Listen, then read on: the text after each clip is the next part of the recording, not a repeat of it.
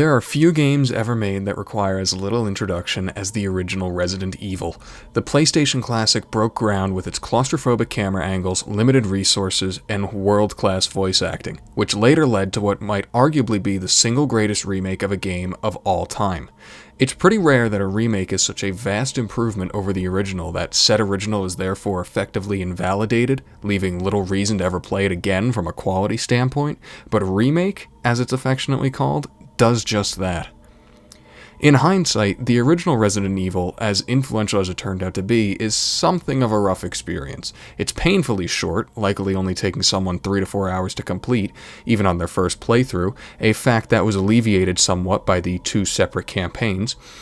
It has a really uneven difficulty structure, with areas and bosses earlier in the game just outright more difficult than the ones that would follow later, and I regret to inform you, the voice acting isn't actually that good. It's quite bad, actually. Joseph! Stop it! Don't open that door! Is that Jill? Is that voice Enrico's? Yeah? Jill, Yes, what? do you have any idea what Wesker was going to show you at the back of this place? Players take the role of either Chris Redfield or Jill Valentine, and as time has gone on, I've found that I really have no interest in playing Chris's scenario anymore.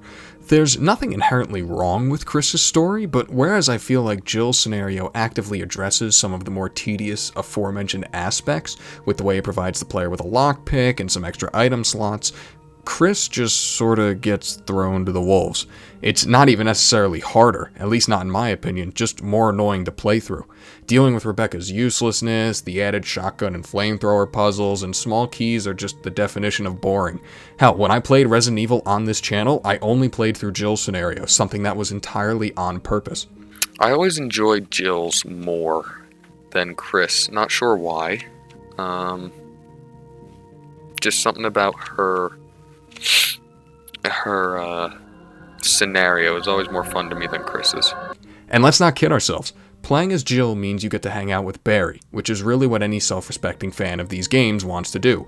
Barry, for all his badassery, has never gotten much love in the Resident Evil universe. Outside of the original game, he's had a few cameos. His only playable appearances over the past 2 decades have really been in spin-off titles or minigame modes in existing games.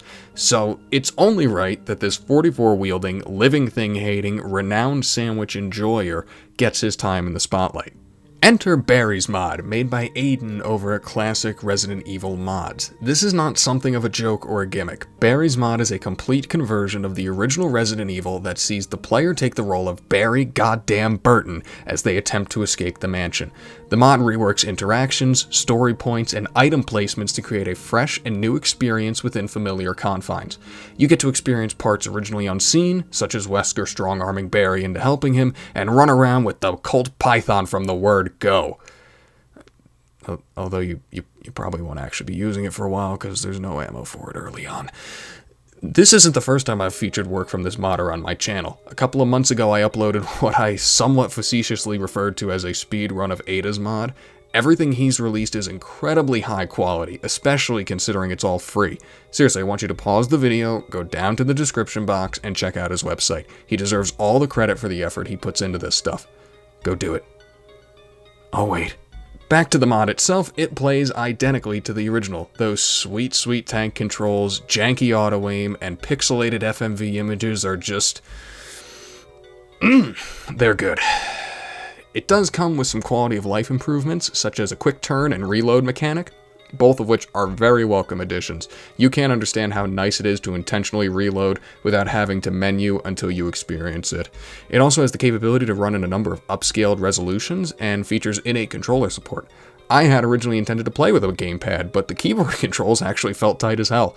I have no idea if they're ripped from the original or not, but they feel good.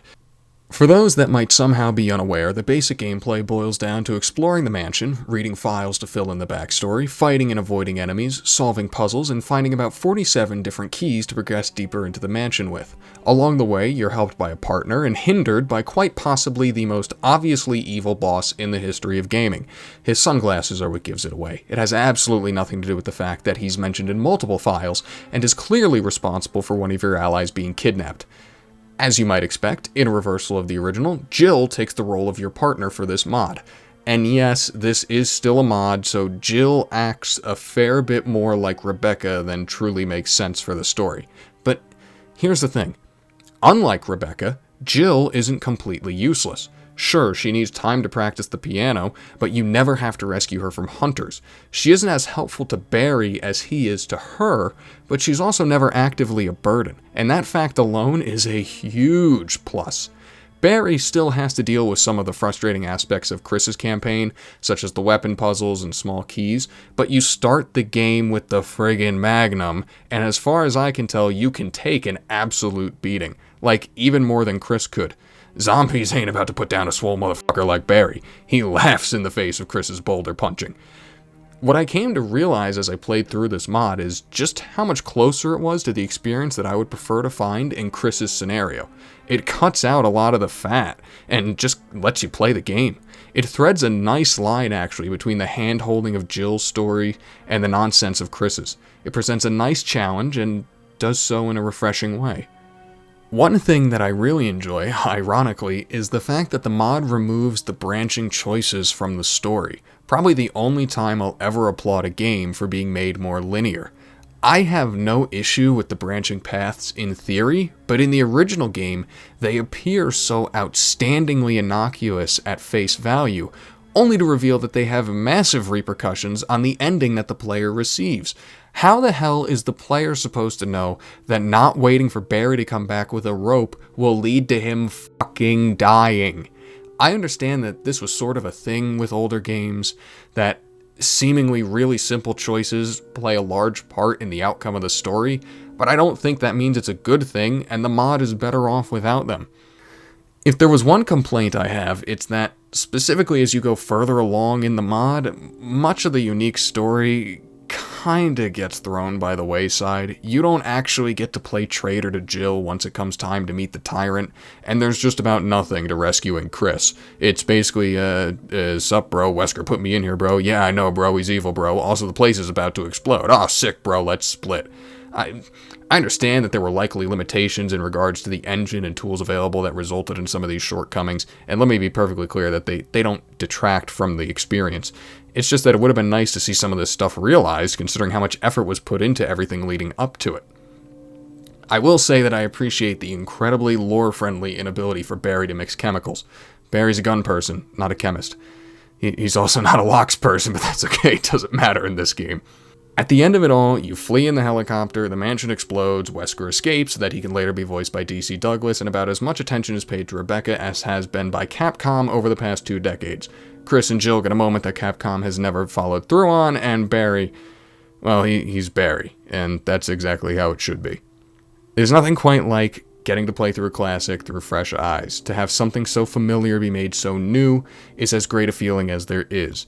Barry's mod deserves your time, even just for the fact that it creates something new in a game that we all love. It more than stands on its own as a faithful addition of the game.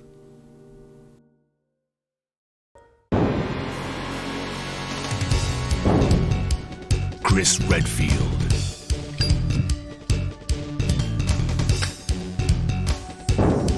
Jill Valentine. Barry Burton.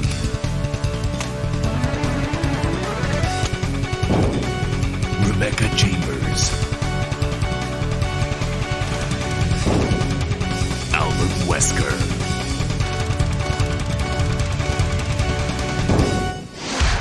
Resident Evil.